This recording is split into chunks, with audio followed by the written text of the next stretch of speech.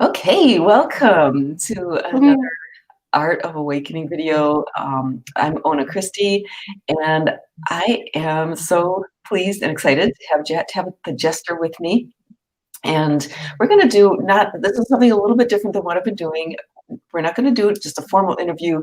Tabitha and I are going to just sit down. We're going to have a very frank and frankly delicious conversation about love, sex, and sexuality. Tabitha is a primal pleasure activator. And Tabitha, first of all, welcome. So glad to have you on. And second, I would like you to just explain what is a primal pleasure activator? Thanks, Ona. I'm so happy to be here. So, Primal Pleasure Activator, self-defined title. Only one in the world like me. So, I love helping women embrace and own their sensuality, understand their sexuality, their desire, their pleasure, so they can live fulfilled lives if they're single, or they can also take those roommate relationships where you feel like ships passing in the night and the sizzle, intimacy, and connection is gone, and transform that sustainably so that you do feel delighted and inspired and captivated by your partner again and them to you. So it's Right. taking that ordinary run-of-the-mill relationship experience we all think is normal and flipping the script on that and having that legendary love, that amazing relationship that gives us hearts for eyes all the time. Yeah, yeah, and it's like this love sex connection is so interesting in terms of spirituality because of course spirituality is all about love, and sexuality is the expression of love in this physical way with another person. Super interesting in amazing ways and in not so amazing ways, right? And so I thought maybe we would explore that topic just a little bit. So what do you? I would love to hear your take on this because you've been working in this area for quite a while, and where do you see this intersection between physical sex and spirituality? Where this? Yeah, I see for a lot of people, there isn't one, like they don't know that that exists. Mhm. Right. And I think that's pretty easy when we have a culture that's hypersexualized, Mhm. but Yeah. it's really one dimensional sex. It's like Mhm. procreation and recreational sex. It's not anything that goes deeper into the person or the experience that two people are choosing to share. Even with your own self pleasure masturbation experiences, like Mhm. I asked a client a question where she was talking about she wanted to tap into the spiritual part. And I'm like, well, Yeah. what are your own self pleasure practices like? Like, oh, well, I have a vibrator. Ooh, it's one of those good ones, like the oral stimulator that is guaranteed to get you there in 2 minutes. And I'm like, okay, that's the problem though. It's nice to Yeah. have something that accessible and that convenient that doesn't require any effort, any Mhm. intention, any Mhm. connection, especially not yourself. Yeah. But 2 minutes will never get you to an earth shattering, soul awakening, spiritual experience. Right. It's Right. not going to happen. That's so interesting that you say that because I think that is so true about so many things, but spirituality too. It is a practice, right? Any aspect of it is something that if you're really going to experience it, it is a practice, it's a discipline. And I think that word discipline, can you even Mhm. apply it to sexuality? That's like not really. Yeah, I guess it depends on how you define discipline. Like, Yeah. what does it mean Can to discipline you? be fun? Like, here's the question, is like, can discipline be fun, right? Discipline is just simply I see it as loving guidance, right? Um, Mm, can we like I was a Leche League leader for many years, that's how we defined it. And Leche League discipline is loving guidance. It's a whole different way of looking at it. I don't yeah. know if that applies to this, how do you see that? Perhaps, maybe not. Ah, I think that's an individual thing. Yeah, yeah, yeah, okay. Yeah, Yeah, I've never really used the word much when it comes to that. yeah, So that's something I haven't sat and really contemplated. yeah. The first thing that pops up is most people would probably start thinking of like um, kink or bondage if you start putting discipline Oh into god, sex. yeah. Right. And I'm kind of thinking about that too. It's like it's kind of maybe helping me to rethink, well, is discipline always necessary, right? And sometimes it's just releasing everything. Um, yeah. So where do you find that people are losing the spark? Oh, yeah, that's an easy one. This isn't the case for everyone, but most people, they understand that most things in life require sustained attention, sustained commitment, sustained focus, Mhm. feeding, cultivating, expanding your skill set. Like you don't embark on mastering a career and your entry level knowledge be what gets you to mastery. Right. You don't go into taking care of your body and eat one meal and do one push up and run one foot and expect that you've conditioned your body as much as it's only ever going to need. You have to feed your body, you have to move your body, you have to increase your skill sets. So we understand things like needing guidance on nutrition and fitness, Mhm. learning skills, getting an education. We know that we need outside guidance on this, Yeah. and it's a continuing level of growth. And it only stops when you decide to stop. There's no like, you can't learn anymore. You can't experience anything different. You never actually reach the end. It's just a continued journey that you define. But we don't do that with relationships and intimacy. So, like, you have your partner, you date them, you woo them. At some Mhm. point, you decide to become exclusive or at Mhm. least to make a semi exclusive agreement with each other. Right. And there's a partnership that's formed, the container is created, and Uh-huh. as you settle into it, you stop nurturing the container, you stop learning to master your Yeah. movement and love. You're not looking to master who you are as a person or to become an expert on your partner. So things get really sterile and really flat and really and roommate like because this isn't being fed anymore. So your love muscles atrophy. You're not getting the nutrition that you need. Yeah. So that's the biggest thing that I see is people aren't being taught that this is something you're supposed to continue developing as well. It doesn't mean that you picked wrong because your Mhm. libido disappears. It Mhm. doesn't mean that you've got a shitty partner if you don't have any conversational topics. It Mhm. doesn't mean that you don't have a really powerful relationship if you're not like always over the top wild about what they're doing. Right. Yeah. It just means this is something that needs to be invested in. And you and your partner have skills that you haven't learned yet, or maybe you have them, but you've stopped using them. Right. So people make it mean so much. And it doesn't have to mean all of that story, all of that bullshit. It can really be something as simple as, "Ooh, we stopped putting in effort for Right. yourselves and for each other." Yeah. So just embracing the fact that, yeah, we started to slide a little bit. Let's get back on track. Right. It And that's can awareness, make all the right? difference. Yeah, being aware of what's going on rather than just but it's interesting that in our culture, the love story always stops there. It's like, and then there was happily ever after, and it's glossed over, right?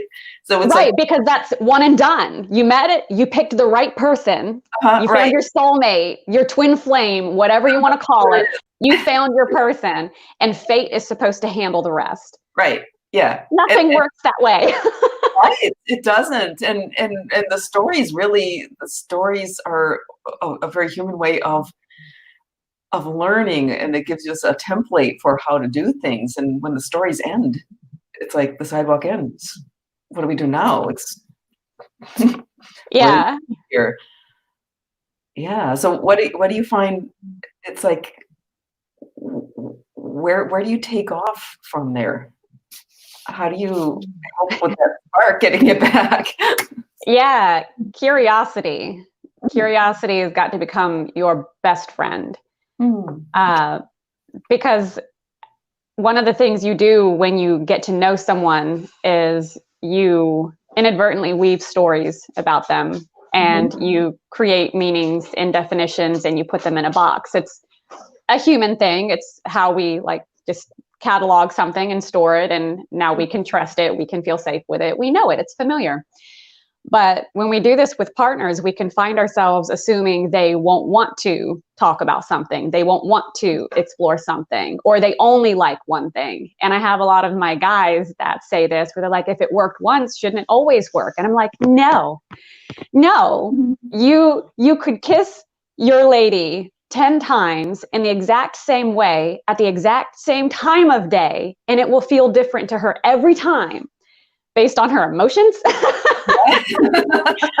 based on what she was doing when you came up, based on what she's thinking, based on what happened 3 days ago. Like, women are very contextual. So you have to kind of always be present and curious about, how can I connect with my partner now, instead of just assuming what worked that one time is always it.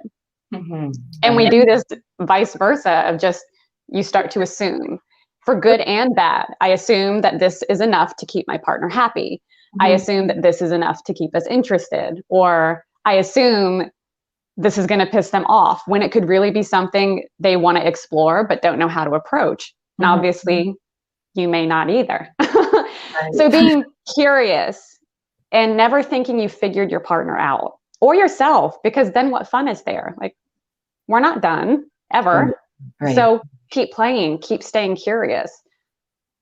Yeah. And I think that's true across the board. And as you're speaking, I'm like, you know what? That's true not just of romantic relationships, but any relationship, really.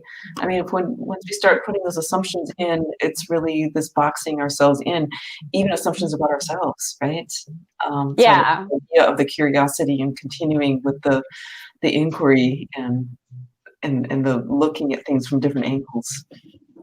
Yeah, I see that a lot with women, especially around sensuality and sexuality. And to me, they're different. Sensuality is the language of life. It's the language of humanity. It's the language of your senses.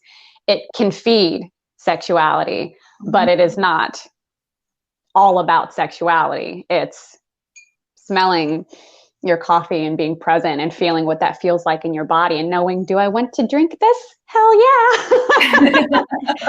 Because when I do, then I feel warmth and I taste cream and honey and, those yummy burned coffee notes. Not bad burned. You know what I'm talking about, coffee people. I don't coffee, but yeah. So like, you're present for the experience of life. That is sensuality to me. And that's how I teach it to clients. So you can learn to embrace your sensuality and learn how to live a really full life.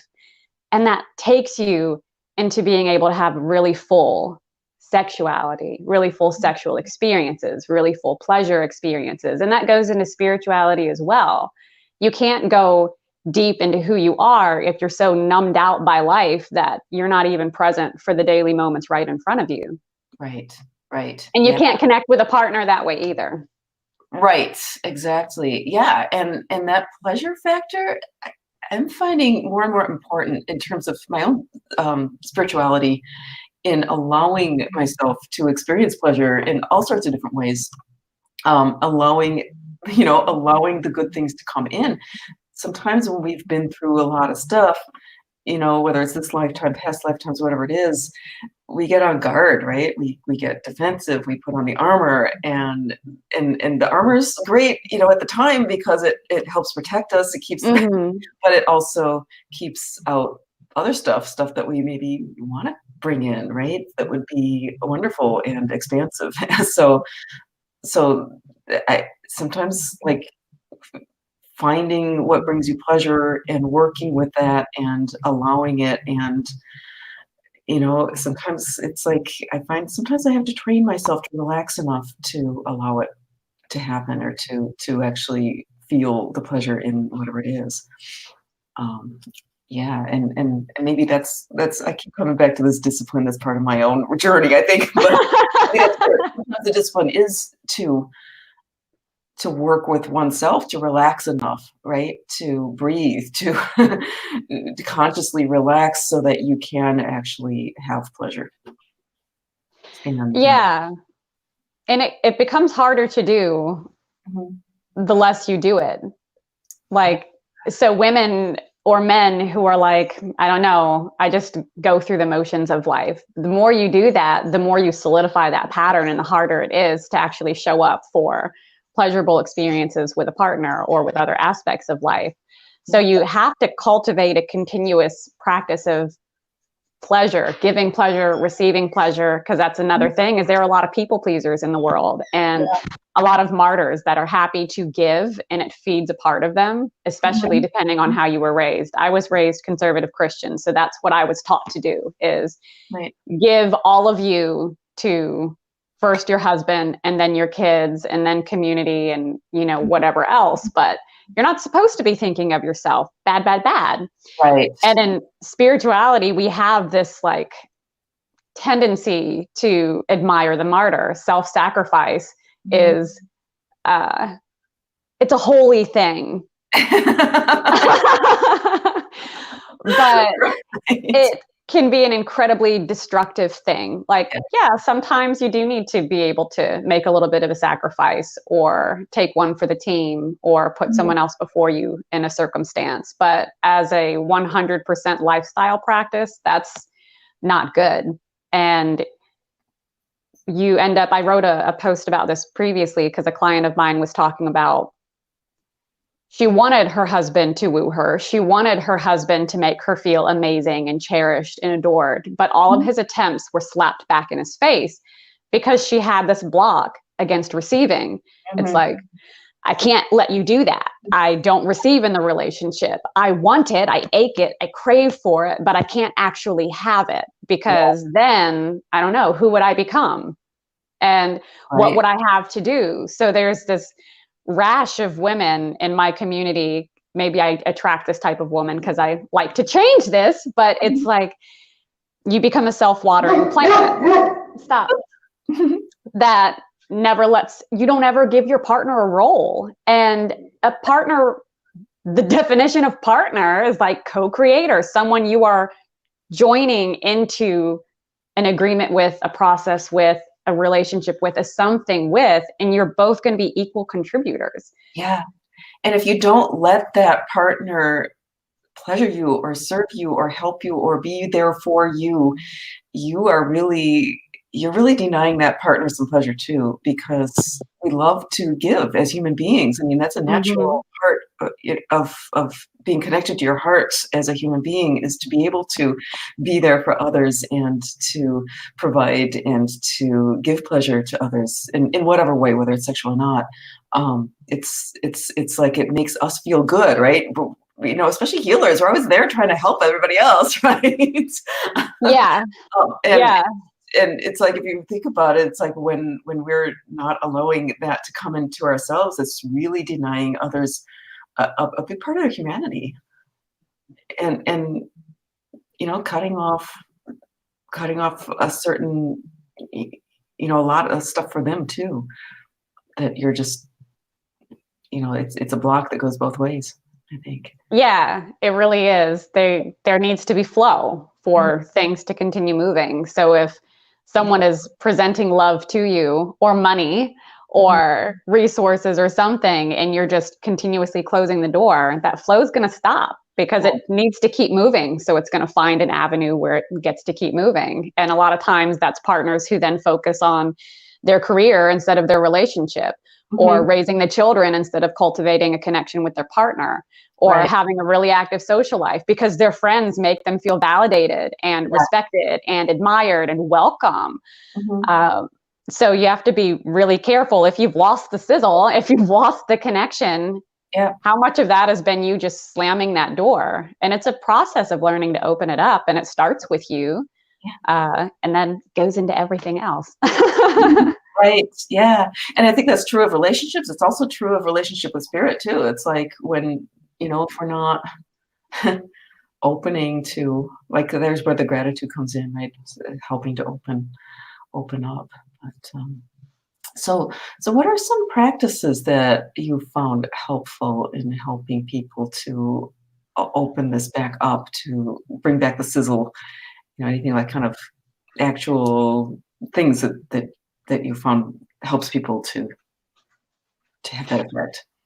Yeah. So the curiosity is still a heavy hitter in this one. And it's like learning to just curiously observe yourself.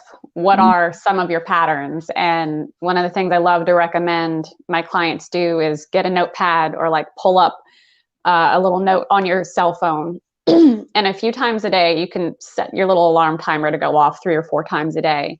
And just a quick check in of 1 to 10 or one word, whatever your language tends to be. Mhm. How do I feel physically, mentally, spiritually, um, sensually, meaning like, are you present? Are you feeling your body? Are you tasting your food? Are you being present with your breath? Right. Or are you totally gone and like you're living in this land, the land of brain, the land of Right. overthinking and Yeah. over processing? And most women get stuck in the land of brain, and it's really hard to get back into their body to even Right. see if there's a need to be met or if there's a desire to be had. So many women have forgotten how to desire. Mm. And so that's part of that is like, how do you feel? Figure out what your normal is. Yeah. And then maybe see how you can start navigating some of that. So if your normal is mornings, you start out pretty amped up and pretty positive, Mhm. but then by the time you get to work, you've crashed. Let's see what's happening there that's stealing that. Is it a Right. coworker? Are you making work more difficult than it needs to be? Are you having conflict? Do you just not love what you're doing anymore? And just observe. Start looking at things that aren't as threatening to you and can get you more comfortable in observing yourself and just taking note. It doesn't have to have a story. It's just like, oh, yeah, I'm crashing at work. I don't love what I'm Mhm. doing anymore. Right. And Yeah. then go into the rest of life with that casual observance that doesn't have to mean anything. Oh, look, I really wish my partner was present with me right now. Mhm. Oh, damn, I do remember I just said that to him and I knew that was going to hit his hot button. I'm also observing that felt really satisfying because it made me feel a little less angry. Yeah. Like taking bites out of each other is something we tend to do when we're feeling threatened or we're feeling defensive. So just observing what you're doing is the first Mhm. part of it all. Yeah. And it can be pretty easy, I think. Yeah, that's the thing. Oh, hold that thought. I just want to, like, if anybody is watching at this time, we're speaking with Tabitha Jester. She is a primal pleasure activator, and I would love to, if you have any questions or comments, please do type them into the comment box. And I don't know if anybody's actually watching at this time, 10 in the morning and Valentine's Day, but if you are and have any questions, just type that in, and we'll be on for another few minutes here. But yeah, it can be easy, right? And I think that's something that also we forget sometimes, right? Because we focus so much on the hardships or whatever it is that we're experiencing that isn't so pleasant. And Yeah, it's easy to focus on what you don't want and not what you do want. But that's the opposite of what you should be doing. You should be able to curiously and objectively observe the things you don't want that are happening. right, But all of your emphasis should really be on the things that you do want, but in a really constructive way. And that's what I love about sensuality is like, I'm an overthinker, so I'm speaking of myself here. But when I'm not getting what I want yeah, and I'm thinking about what I mhm, do want, then like I can overcreate down to the detail and mhm, then end up making myself feel overwhelmed by the impossibilities there right, because I've just gotten so lost in my head. Like, oh, my partner's never going to do this. He's never going to do that. I'm not ever going to do this. I'm not ever going to do that. And again, the stories happen. So, what I love about sensuality as this other tool mhm, is you go into the sensations you want to experience. And this takes you out of all of the overcomplication of needing to define what you want. mm, And it's just, what sensations do you want? When Mark walks into the room, I want to feel all of my energy drop down into my body and like tinglings and butterflies happen in my stomach. I want to feel my mhm, spine soften and melt. I want to feel my face soften. That's mhm, the sensation I want to experience when he walks into the room right, to connect with me. And that's a really different, like, that's totally attainable. yeah, I could I could have that today